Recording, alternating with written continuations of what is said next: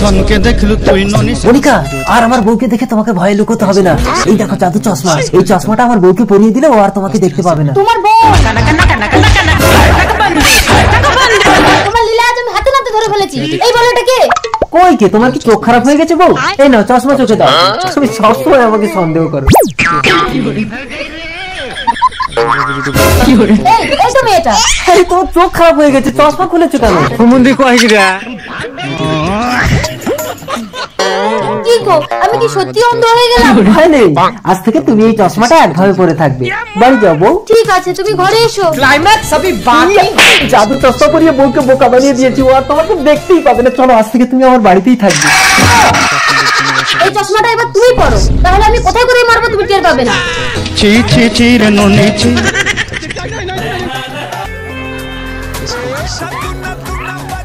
30 টাকা 30 টাকা 30 টাকা? মালটাকে উল্লু বানাবো দেখ। 30 টাকা যাতে হয় না। 30 টাকা? ও দাদা 20 টাকা নাও না গো। না গো 20 টাকা কেনা নেই গো।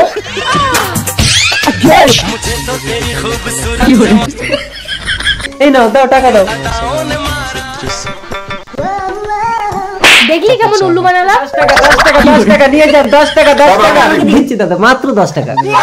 কি রে কে কাকে উল্লু বানালো? এই নিন 10 টাকা। ও দাদা সবাইকে 10 টাকা দিচ্ছ আর আমার কাছ থেকে কেন 20 টাকা নিলে? যারা দরদাম করে না তাদের সঠিক দাম বলতে হয়, আর তোমরা তো নিজেরাই দাম ঠিক করে নাও, তাই তোমাদের উল্টোপাল্টা দাম বলতে হয়।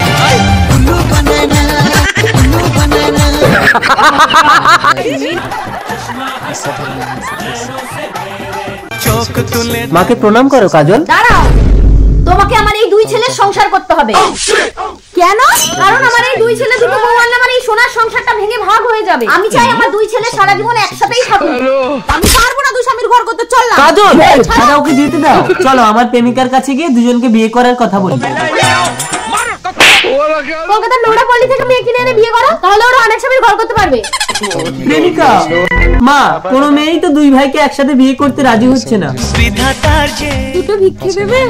রূপ থাকতে যৌবন থাকতে ভিক্ষে করছো কেন মা? আমার এই দুই ছেলেকে বিয়ে করো, তুমি এই রাজপ্রাসাদের রানী হয়ে থাকবে। আমি রাজি, কিন্তু তার আগে কথা দিতে হবে। আমি যা চাইবো তাই দেবো। কথা দিলাম, বলো তুমি কি চাও? তোমরা দুজন দিনের রাতে কখনোই আমাকে স্পর্শ করতে পারবে না। ধন নাই বলি মোর পাটে মজা লাগে।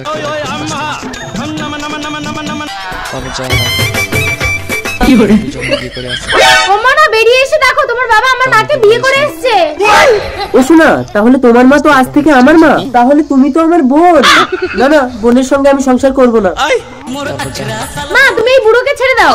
এই বয়সে বুড়োকে ছেড়ে দিয়ে আমি কোথায় যাব মা? তুমি আমার কাছে থাকবে মা, ঘরে চলো। দাঁড়াও, তোমার মা বলে তুমি ঘরে ঢুকিয়ে নিচ্ছ, আর আমার বাবাটা কি রাস্তায় থাকবে? ঘরে চলো বাবা। দাঁড়াও, এই বয়সে পুরোপুরিকে এক ঘরে রাখা যাবে না। আরে আরে মা, খোকা তোরা ঝগড়া করিস না, ফুল সজ্জাটা হয়ে গেলে কাল সকালেই আমি চলে যাব।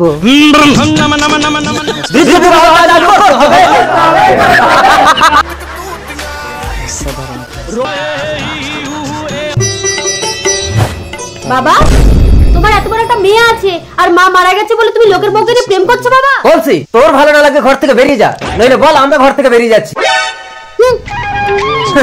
চলো জান, জান চলো আমরাই চলে যাই। এই বাচ্চা কি করব? তোমার স্বামীর বাচ্চা এখানে রেখে দিয়ে চলো আমরা অন্য কোথাও গিয়ে সংসার করবো। জান চলো, তাড়াতাড়ি চলো। জানিস না বলছি, আমি তোকে বর দিচ্ছি, আমার বর কোনোদিন খন্ডায় না। তুই বাড়ি গিয়ে প্রথমে যার মুখ দেখবি সেই তোর বর হবে। না না, বাড়ি গিয়ে আমি যদি বাবার মুখ দেখি তাহলে তো বাবা আমার। না না, আমি মাথা নিচু করে ঘরে ঢুকবো। তার মানে এইটুকু বাচ্চা আমার বড় হবে? কাঁদে না স্বামী? তারপর একদিন এক রাজকুমার এলো। কে এই অপরূপা? আমি পাহাড়পুরের রাজকুমার সাহিল, তুমি আমাকে বিয়ে করবে সুন্দরী? আমি বিবাহিত রাজকুমার, আমার কোলে আমার স্বামী। স্বপ্নেরই সেই দেশে মেরে ঢোলনা বাবা, আমার পছন্দ করা মেয়ের গলায় তুমি মালা পরিয়ে দিলে কেন? একদম না, একটা বিধবা মেয়ের সাথে আমি তোর বিয়ে হতে দিতে পারি না। ঠিক আছে, তোমার বাবা যখন আমার মেয়েকে বিয়ে করেছে, তুমি আমাকে বিয়ে করে নাও রূপাই।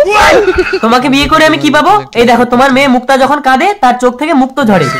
আর আমি হাসলে সোনা ঝরে, দেখবে? সোনা? একটা সোনার হাত দেবে না বাবা। আমি মুক্ত নেবো না, আমার সোনা চাই। সব দিকে খাওয়ার চেষ্টা করো না বাবা, খাবার দেখলে কি জিভে জল আসে নাকি? এটা আমার ভাগে। চলো সোনা।